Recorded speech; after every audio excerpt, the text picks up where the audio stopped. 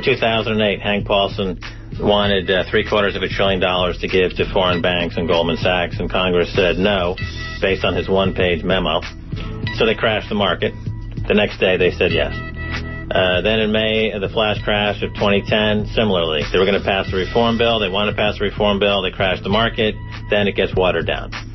Just this past week, Congress, the new Republican Congress, said, look, if you don't preserve these tax cuts for the rich, we're going to crash the market. Those are the words that they use. The market will crash. So they've got a loaded gun here that's pointed at people's heads, and they keep using it over and over again. If you don't give us more money, we're going to crash the market. The market is being held hostage. They know that they can crash the market because the computers are set up to crash the market when at the push of a button. And the idea of markets functioning in their own, to find prices and to go through this thing called free market capitalism is finished. Now it's just being used as a weapon. I'm Bonnie Faulkner. Today on Guns and Butter, Max Keiser. Today's show, banks, bailouts, and manufactured market crashes. Max Keiser is a financial analyst, television and radio host, journalist, and entrepreneur. He is host of the bi-weekly Max Keiser Report on Russia Today, is co-host of the weekly radio talk show The Truth About Markets on Resonance 104.4 FM in London, and is host of the weekly On the Edge with Max on Press TV. He produces documentary films covering markets for Al Jazeera's People and Power series and is a frequent guest on Al Jazeera English and France 24. He blogs for the Huffington Post. Max Keiser, welcome. Yes, great to be here. Fantastic. You've got a great spot here in Paris in this room. The snow is falling. A rare treat. Well, Max, yes, here we are in Paris. You live in Paris.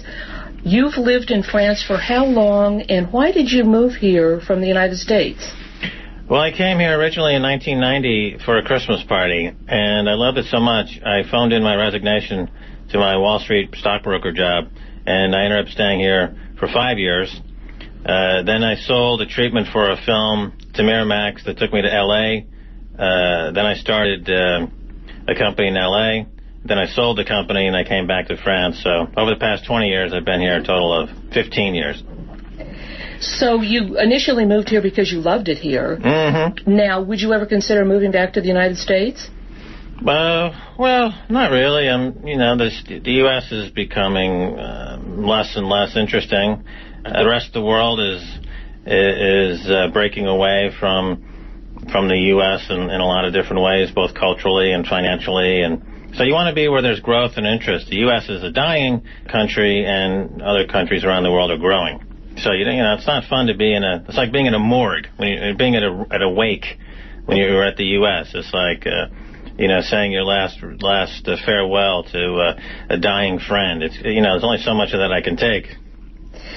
Now, with regard to your background, Max, you have a patent on software for stock trading. What about electronic high-speed trading? What are the capabilities that computer program trading give the banks, for instance? It's a capability to steal. So high-frequency trading, as it's called, for example, a bank like Goldman Sachs, they park a computer server next to the New York Stock Exchange, and it siphons cash away from the exchange by flooding the exchange with bogus orders, or quote stuffing, as it's called. This is meant to manipulate the price and to offset the manipulation with orders in different markets in ways that allow them to simply siphon off cash, $100 million a day, which, again, could be used to create jobs and do something dynamic with that money. It doesn't need to just be stolen by Goldman Sachs and other banks and awarded to themselves at the end of the year as part of their record Christmas bonus. It's too bad. That money could be used to educate people and create jobs, but instead it's being stolen, and it's used to just feather the nest of this oligarchy.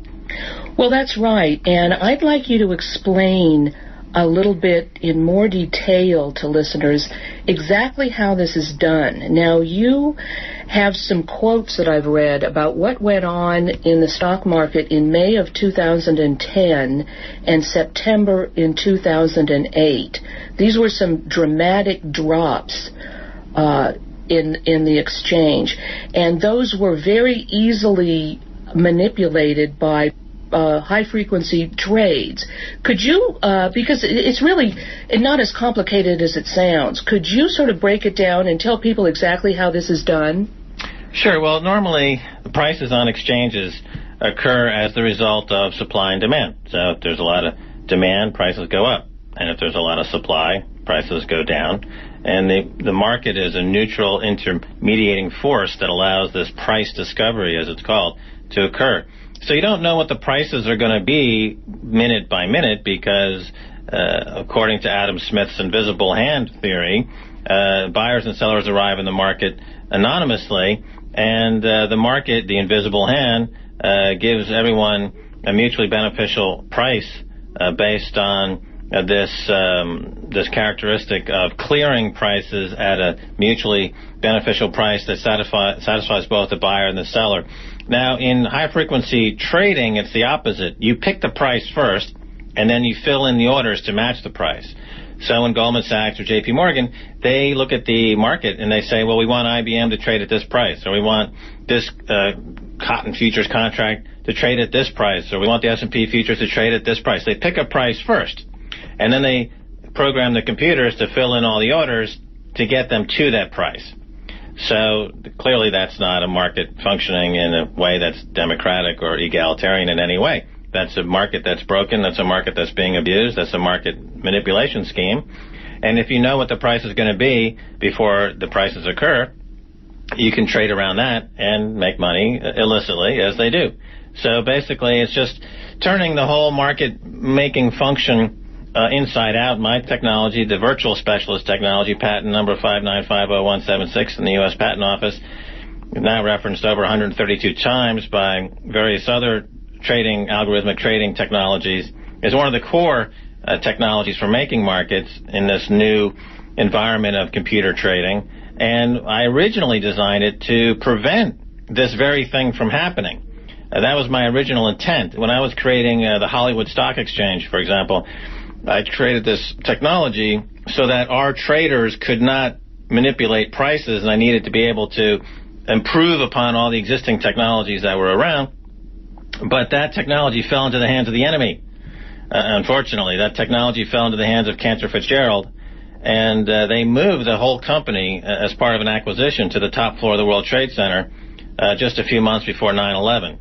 So you could call that karmic justice or poetic justice or whatever, but their deal, which took control of this technology, which was a questionable deal to begin with, it's not as if they got away with it. They had to pay a price, but was that price high enough? I think that's a question people have to ask themselves. The bankers are still free to commit these crimes. There's no rule of law. There's no reform movement. There's nothing stopping them from continuing to ransack the economy, to steal the critical capital needed to have a functioning economy. And there's very little between them and a totalitarian oligarchy state, which is forming right now, and it's on a global basis. Well, that's right. You mentioned Cantor Fitzgerald. That's absolutely right. They lost a lot of people in those towers on 9/11. And a lot of them were betting on the rumor that planes were going to be involved in a massive terror attack, which was information that was circulating before the event. And you saw this, when I was working on Wall Street. I was mostly an options trader, and the options market is a very sensitive market. It picks up on information quickly and discounts that information. You see that in the prices very quickly. The prices for the airline stocks that were affected by that event were already moving 2 weeks before the event. The company that was clearing the trades, Alex Brown and Sons in Baltimore, their former CEO was working with George Tenet at the CIA in the White House as the deputy CIA director. So clearly there's a channel of information from the White House to Alex Brown. They're trading on these options, 10 times normal volume. The prices are highly erratic. It's a telltale sign. This is what happens after airlines blow up. You see this type of price action. This was the first time you saw it before the airplanes blew up. There should have been a red flag to regulators. There should have been an investigation. My point is that not that not that Buzzy Krongard, who was involved in all this, who was a former Alex Brown guy, and George Tenet, it's not that they were the architects of the 9/11 disaster, but there was enough information floating around soon enough that they could have probably prevented it, but they voted with their pocketbook instead. They realized that there was easy money to be made. Millions of dollars were made. $2 million was left unclaimed at Alex Brown, as mentioned in the 9/11 report. And so these guys put their own interest ahead of those people who died on that day's interest. And that's kind of the American story these days. Individuals are willing to take the money and let millions of people, in this case now with the economy breaking down, die. And there's no cohesion at all, politically, socially, economically in the U.S., and that's why it's a wounded, dying animal at this point, and it's not fun being there. I'd rather be in a country that's dynamic, that's growing, that's full of interesting people, interesting ideas. There you have it. Well, that's right. You know, the first show that I ever did on Guns and Butter, which was conceived of as an economic show, because of the timing, was on the massive put options on United and American Airlines. And in fact, I have a friend who worked at the San Francisco Stock Exchange at the time. He said everybody was talking about those puts. So that was very obvious. Now, hasn't the SEC claimed that they either don't know who did the trading or they're not going to reveal that? Well, they refuse to take a close look at it because it would open up, they'd have to take a close look at a lot more that's going on in terms of the insider trading and market manipulation that's going on. I mean, one of the biggest scams today would be the investigation into HSBC and JP Morgan into their manipulation of the silver market. And this involves JP Morgan in a very interesting way.